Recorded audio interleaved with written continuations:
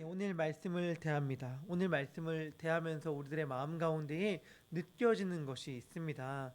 우리가 생각할 때 참 죄송스럽지만 어떤 사람의 모습이 참 보기가 불편하다. 좀 과하게 말씀드리자면 참 안 그랬으면 좋겠다라는 생각이 들 때가 있습니다. 그 대표적인 때가 언제냐면 흔히 노욕이라고 하죠. 그러니까 나이가 드는 사람이 물러나야 될 때를 알지 못하고 끝까지 자기가 무언가를 계속해서 누리고자 할 때에 그 모습이 참 보는 사람으로 하여금 안타까움을 일으킬 때가 많이 있죠. 안 그랬으면 좋겠는데, 특별히 젊은 날에 정말 많은 사람에게 귀감이 된 사람들이 마지막 노년의 모습 가운데에 자기의 욕심을 잘 절제하지 못해서 마지막을 참 부끄럽게 보내는 것을 우리가 많이 봅니다. 특별히 그럴 때 더 안타깝다 느끼죠. 반대로 우리가 어떠한 모습에서는 와 정말 참 대단하고 존경심, 때론 존경심을 넘어 숭고함까지 느끼게 되는 경우가 있습니다. 어느 때냐면 정말 물러나야 될 때를 알고 자기의 마지막이 어떨 때 어떠해야 하는가를 아는 사람들의 모습을 볼 때 우리는 참 숭고함을 느끼는데, 오늘 바울의 모습이 꼭 그러한 것 같습니다. 사실 바울이라고 함은 얼마나 당시에 기독교 가운데에서, 교회 가운데에서 자신의 이름을 막 드러낼 수 있는 자입니까? 마지막에 막 누릴 수 있는 자이고요.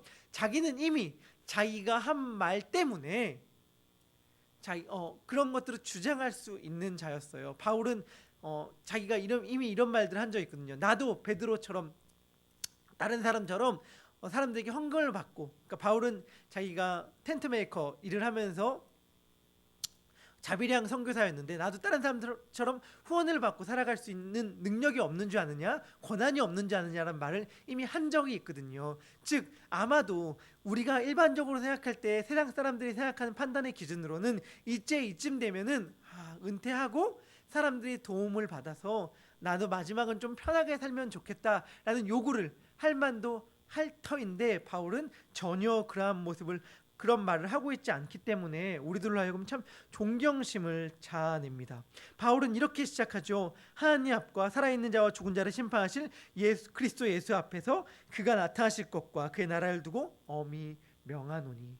이 엄히 명한다는 말은 바울이 디모데 전서에서도 사용한 적이 있는 말이에요. 즉 바울이 무언가를 놓고 정말 엄중하게 경고할 때에 이 표현과 이 단어를 쓰는데, 이 표현 엄하게 경고한다, 내가 너에게 정말 진지하게 명령한다 라고 하면서 디모데에게 했던 명령이 무엇이냐면 말씀을 전파하라 라는 것이었습니다. 바울은 디모데에게 말합니다. 내가 너에게 정말 엄하게 명령하는데 말씀을 전파해라. 때를 어떤지 못 얻든지 항상 힘쓰라 라고 이야기를 하고 있습니다. 말씀 전파를 명령하면서 바울이 뒤에 했던 말은 뭐냐면 때를 얻든지 못 얻든지였어요. 때를 얻든지 못 얻든지란 말을 어떻게 우리가 이해할 수 있을까? 크게 두 가지로 이해할 수 있을 것 같아요. 첫 번째는 뭐냐면 때라고 말할 때에 말씀을 전할 만한, 말씀을 듣는 자들의 상황에 대해 이야기할 수 있을 것 같습니다. 누군가에게 말씀을 전할 때가 있고 어떤 때는 지금은 아니야 할 때가 있지 않습니까? 지금은 전해도 안 들을 때야, 지금은 약간 전할 만한 상황이 아닐 때야 라고 우리가 판단할 때가 있고요. 지금은 이 사람의 마음이 열릴 때이기 때문에 말씀을 전할 때야 라고 생각할 때가 있잖아요. 이렇게 말씀을 듣는 사람의 입장에서 때를 생각할 수 있을 것 같고요. 또 하나는 말씀을 전하는 자의 입장에서 또한 때를 생각할 수 있을 것 같습니다. 내 상황이 지금 누군가에게 말씀을 전할 상황인가? 내가 지금 말씀을 정할 수 있는 형편인가를 염두에 둘 수 있을 것 같아요. 일단 첫 번째 제가 말했던 건 말씀을 듣는 자의 상황에 대해 이야기할 때 바울은 그 상황이 말씀을 듣는 자가 말씀을 들을 만한 상황이든 아니든 간에 말씀을 전하라 라고 이야기를 합니다. 그걸 어떻게 할 수 있습니까? 3절에서 이렇게 이야기합니다. 바울은 때가 이르리니 사람이 바른 교훈을 받지 아니하며 귀가 가려워서 자기의 사욕을 따를 스승을 많이 두고 또 그 길을 진리에서 돌이켜 허탄한 이야기를 따르리라. 무슨 말을 하는 거냐면 이때가 오는데 아무도 말씀을 귀 기울여 들으려고 하지 않을 때가 올 것이다 라는 거예요. 꼭 우리 때 같지 않습니까? 지금 이때 같지 않습니까? 자기의 욕망이 가득한 때가 온다는 거예요. 우리는 사실은 우리 또한 그렇고 우리가 경험한 대화 가운데 경험하지만 사람은 사실 늘 자기가 듣고자 하는 말만 듣지 않습니까? 참 많은 이야기를 힘들게 하지만 그 우리 대화 가운데 아무리 많은 이야기를 한다 하더라도 참 놀라워요. 자기가 마음 가운데 듣고자 하는 이야기가 아니면 다 흘려 듣습니다. 아무도 기억 못해요. 그것은 비단 우리가 말할 때뿐만 아니라 들을 때도 동일하게 경험하는 것 아닙니까? 누군가가 아무리 많은 말을 우리에게 한다 하더라도요, 우리의 마음에 들지 않으면 다 흘러 지나갑니다. 그러면 어차피 안 들을 사람들, 어차피 자기 욕심에 미혹되었기 때문에 하나님의 말씀을 들을 가능성이 없는 사람들, 가망이 없는 사람들을 향하여 하나님의 말씀을 전하지 말아야 합니까? 아니에요. 그럼에도 불구하고 바울은 그때, 즉 아무리 말씀을 듣는 사람들이 말씀을 들을 만한 상황과 마음이 아니라고 하더라도 힘을 다해 말씀을 전하라 라고 이야기하고 있는 거예요. 여기서 전한다는 말은 정말 큰 목소리를 내서 외치다, 전파하다 라는 뜻이거든요. 말씀을 듣는 사람들이 아무리 상황이 안 된다 하더라도, 특별히 우리의 이성으로, 우리의 생각을 들었을 때 아무리 안 들을 것 같은 상황이라 하더라도 말씀을 전파해야 합니다. 하나님의 일하심은요, 우리가 예측할 수 없어요. 요나의 짧은 설교로도 니느웨 성 전체를 변화시킨 것이 바로 하나님의 말씀의 능력 아닙니까? 그리고 두 번째, 내 상황에 대해 이야기할 수 있을 것 같습니다. 우리들은 우리들의 상황이 힘들 때에, 우리들의 형편이 안 좋을 때에 말씀을 전하는 것이 주저하게 됨을 느낄 때가 있습니다. 우리가 막 하나님의 말씀을 전할 때 사람들이 너나 잘해 라고 이야기하지 않을까? 라는 생각을 하기 때문에 말씀에 주저함을 가질 때가 많아요. 사도 바울은 이렇게 권고합니다. 너는 모든 일에 신중하여 고난을 받으며 전도자의 일을 하며 내 직무를 다하라. 이 말씀 가운데 제가 참 그리스도인이 받아야 할, 살아가야 할 명령이 있다는 걸 알게 되었는데, 여러분, 고난받음은요 명령입니다. 오늘 바울은 디모데에게 고난을 받는 것을 명령하고 있거든요. 우리는 사실은 고난을 피하게 해달라고 많이 기도하지만 오히려 바울은 정반대의 이야기를 해요. 그리스도인으로 고난받으면 뭐라고요? 명령입니다. 명령. 우리가 수행해야 될 사명 가운데 고난받음이 있다니까요. 그런데 이 고난은요, 우리가 하나님의 말씀을 지킴으로 말미암아 받는 고난이에요. 하나님의 말씀을 지킴으로 받는 고난 가운데 하나가 뭐냐면 하나님의 말씀을 전할 때에 우리가 당하는 상황들과 형편들이죠. 사실은 우리들의 형편과 상황이 하나님의 말씀을 전하기에 합당하지 않다고 느낄 때가 많잖아요. 우리가 소위 잘 나간다고 느낄 때요. 우리가 소위 남들이 봐도 참 평안한 삶을 누리고 있구나. 저 사람의 평안의 비결은 뭘까? 저 사람이 잘 나가는 이유는 뭘까? 저 사람이 성공한 이유는 뭘까? 라고 궁금함을 가질 삶을 살아가고 있을 때는요, 복음을 전하는 것이 그렇게 어렵지 않을지도 모르겠어요. 누군가가 어떻게 그렇게 잘 됐어요? 어떻게 그렇게 자식들 잘 키우셨어요? 다 하나님의 은혜죠. 하나님이 도와주셔서 그렇습니다. 한번 기도해 보세요. 예수님 믿어 보세요란 말이 쉽게 나올지도 모르겠어요. 그런데 우리들의 상황이 정확히 그 반대일 경우에는 우리들은 주저하게 됩니다. 우리들이 무언가 꼬일 때, 저는 아직도 기억이 나는 제 친한 동생이 하는 말이 있는데요. 친한 동생이 이런 말을 하더라고요. 나는 예수님을 제대로 믿기 시작함부터 우리 집이 망하기 시작했어. 이렇게 말을 하는데 실상은 이것이 비단 그 친구만의 고백일까라는 생각이 들고요. 아니라는 걸 알게 되었어요. 왜냐하면 예수 믿고 망한 대표적인 케이스가 누구죠? 사도 바울. 그러니까 예수님을 믿기 전에는 정말 모든 사람들이 다 부러워할 만한 삶을 살았어요. 누군가가 아무리 봐도 저 사람은 하나님의 복을 받은 사람이다 라고 이야기를 들을 만한 삶을 살았는데, 정말 예수님 믿은 다음부터 어떻게 했죠? 미쳤다는 소리 듣고 정말 패가망신한 사람 아닙니까? 오늘 본문 말고 내일 본문을 보면요, 사도 바울의 삶이 죄송합니다, 얼마나 비참한지 몰라요. 감옥 가운데에서요 치유했답니다. 옷도 제대로 없어서요 디모데 몸 약하지 않습니까? 우리 다 알잖아요. 네가 건강을 위해서 여러 가지 바울이 조언을 할 정도로 디모데의 몸이 연약했는데 디모데에게 와달라고 부탁해요. 건강하지도 않은 디모데에게 추운 겨울날 먼 길을 와달라고 부탁합니다. 왜요? 옷 가져달라고. 드로아 가보의 집에 있는 겉옷을 좀 가져다 달라고 부탁할 정도로. 그 겉옷 비싼 거 아니거든요. 우리 뭐 밍크 코튼 이런 비싼 코트 아니고요. 정말 그냥 천에 구멍 딸린 옷, 정말 그렇게 비싼 옷 아니고 흔히 입는 옷들, 서민들의 옷들이었는데 그러한 옷도 없어서 디모데에게 가져다 달라고 부탁할 정도로 감옥에서 참 비참하고 처량한 삶을 살아요. 그리고 그 인생의 결과가 어떻죠? 인생의 결과가 순교당하잖아요. 예수님 안 믿었다면 어땠을까요? 로마의 시민권이요, 많은 사람에게 존경을 받았고 뛰어난 학벌을 가졌던 바울이 예수님만 안 믿었다면 정말 남부럽지 않은 인생 살았을걸요. 떵떵거리며 살았습니다. 따라 살았을 것입니다. 그런데 예수님 믿고 망했단 말이에요. 그렇다면 사실은 남들 앞에서 예수 믿으세요 라고 말하기가 제일 주저될 상황에 있는 사람이 사실은 바울 아니겠습니까?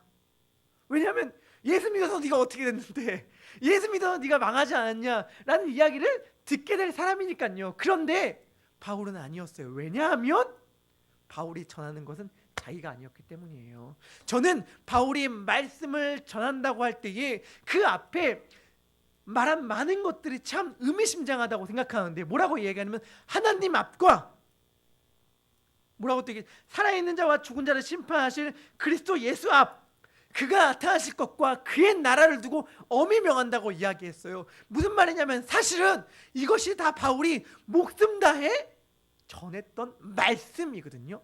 하나님을 전했습니다. 죽은 자와 살아있는 자를 심판하실 다시 오실 예수 그리스도를 전했습니다. 그리고 그의 나라를 전했습니다.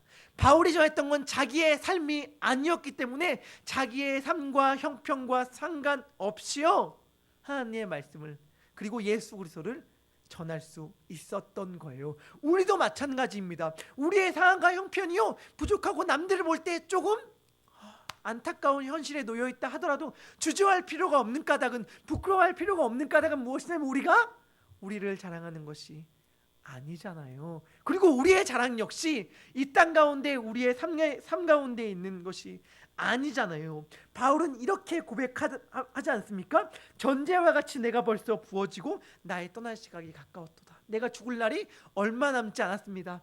전제 우리 다 알고 있죠. 이게 포도주 같은 것을 붓는 제사, 붓는 제사를 전제라고 이야기하거든요. 레위기서를 보면 제사의 방식이 여러 가지가 있습니다. 그 붓는 제사를 전제라고 하는데요. 아마 붓는다라고 얘기했을 때에 바울은 자기의 피 흘림을 생각했을 것입니다. 예수 그리스도의 피 흘림을 뒤를 따라서 자기가 피를 다 흘리고 죽는 죽음을 생각했을 거예요. 그러면서 바울은 이야기합니다. 선한 싸움을 싸우고 나의 달려갈 길을 마치고 믿음을 지켰으니 이제 후로는 나를 위하여 의의 면류관이 예비되었은즉. 바울은 자기의 의의 면류관을 바라봤거든요. 당시에 여기서 말하는 선한 싸움과 달려갈 길은요 아마 레슬링이나 혹은 육상 경기와 같은 운동 경기를 염두에 두고 바울이 한 말이었을 거예요. 당시에 운동 경기에 승리한 자는 월계관, 여기 면류관이란 말은 정확히 말하면 월계관인데 월계관을 주어졌고요. 또 이러한 전통이 있었다고 해요. 흰 벽을 만들어 놓고 그 벽을 부쉈대요. 그냥 멀쩡한 벽을 만들어 놓고 벽을 부수고 우승한 사람을 그 벽에 지나가게 했대요. 왜냐하면 아무도 지나가지 않은 문을 첫 번째로 지나갔다는 영광을 누리게 하기 위해서 벽을 만들고 벽을 부수고 그 벽을 처음으로 지나가게 했다는 거예요. 그러니까 바울이 지금 생각했던 영광은, 내가 앞으로 받을 영광은 정말 이렇게 위대하다라고 이야기를 하는 것인데, 여기서 바울이 자기 자랑하는 걸까요? 그러니까 무슨 말이냐면, 내가 이토록 신실하게 예수님 믿었으니까, 내가 이토록 신실하게 정말 남 부끄럽지 않게 예수님 철저하게 믿었습니다. 그러니까 하나님이 나를 외면하지 않을 거고 나는 나를 위하여 승리의 관이 예비되어 있습니다. 와, 여러분 저 이런 사람입니다 라고 지금 바울이 자기 자랑하는 걸까요? 아닐 거예요. 바울은 지금 자기 자랑을 하지 않아요. 바울은 어떠한 마음인 거냐면요, 자기가 너무 잘 알아. 뭘 잘 아냐면 이 땅 가운데에서, 특별히 지금 바울이 살아가고 있는 시대 가운데에서, 디모데가 살아가고 있는 시대 가운데에서 그리스도를 믿는다는 것이 얼마나 힘든지, 얼마나 고통받는 일인지, 얼마나 고난의 길인지를 바울은 너무 잘 아는 거예요. 그러니까 지금 디모데에게 격려하는 거예요. 내가 이렇게 고난을 받았는데 너가 혹시 나를 보면서 와, 나도 저 고생해야 되나? 와, 나도 이렇게 살아가야 되나? 와, 나도 이렇게 힘든 날들이 앞으로 펼쳐져야 되나? 어떡하지? 라는 생각을 하고 있느냐? 나는 의의 면류관이 예비되어 있는 사람이다. 그리고 이 의의 면류관은 단순히 나만을 위해 예비되어 있는 것이 아니다. 누구에게도 예비되어 있는 것입니까? 그날에 주님께서 내게 주실 면류관은 내게만 아니라 주의 나타나심을 사모하는 모든 자에게 줄 것이다. 나에게만이 아니라 너에게도 줄 것이니 포기하지 말고 이 길을 걸어가라 라는 말을 하고 있는 것입니다. 그런 생각을 해봐요. 하나님의 말씀은요, 우리에게 위로를 줄 때가 있고 때로는 우리들을 도전할 때가 있습니다. 바울은 지금요, 이 두 가지를 다 디모데에게 지금 하고 있는 거예요. 고난받는 상황 가운데에서 우리가 낙심이 되고 좌절이 될 때는 언제냐면 고난이 마치 하나님의 뜻이 아닌 것처럼 느껴질 때입니다. 고난을 받는 사람들은 하나님께 버림받은 사람이고, 무언가 세상 사람들이 봤을 때 잘나가고 소위 성공한 것처럼 보이는 사람들은 하나님께서 택한 사람처럼 보일 때 우리의 마음은 좌절하고 낙심이 되지만, 바울은 정반대의 말을 하는 거예요. 자기의 욕심에 따라 미혹되는 사람들을 부러워하지 말아라 라고 얘기하면서, 고난받음은 그리스도인의 사명이다.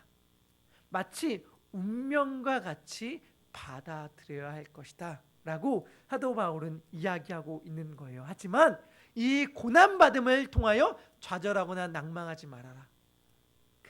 왜냐하면 고난받는 모든 사람들에겐 의의 면류관이 예배되어 있으니까.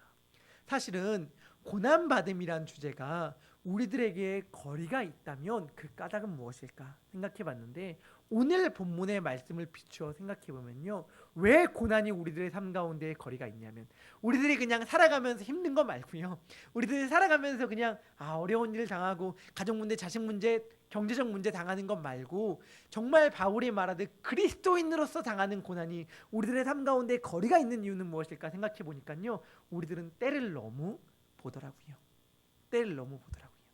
그러니까 사실은 고난을 당하는 사람들의 대표적인 특징이 뭐냐면 때를 보지 않는다는 거예요. 어느 때이든 간에 하나님의 말씀에 순종하려고 하는 사람들은 고난을 받습니다. 그러나 지금은 좀 힘드니까 넘어가야 될 때야. 지금은 좀 이렇게 살아도 괜찮을 때야.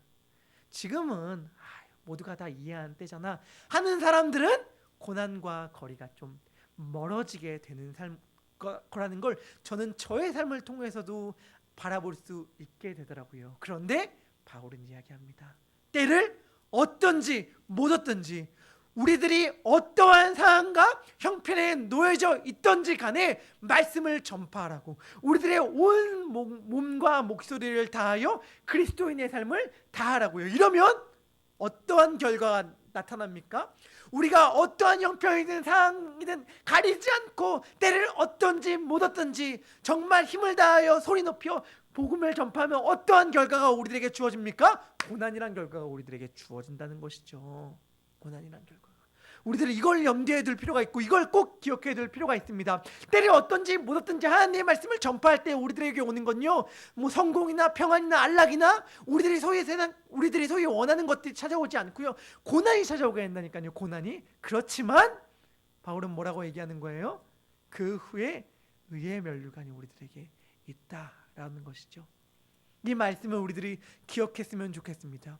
우리들의 삶 가운데 하나님께서 말씀하신 것들, 순종하라고 하신 것들, 행하라고 하신 것들이 있지만 아직은 때가 아니라고 미뤄둔 것들이 있지는 않습니까?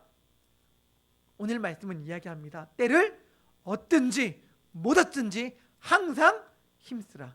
바라기는 때를 얻든지 못 얻든지 항상 힘쓰므로 말미암아 받는 고난을 그리스도인의 사명으로 여김으로 말미암아 하나님 앞에서 장차 나타날 그의 나라 앞에서 영원한 의의 면류관을 상속받는 우리 모두가 되기를 주님의 이름으로 축원합니다. 기도하겠습니다.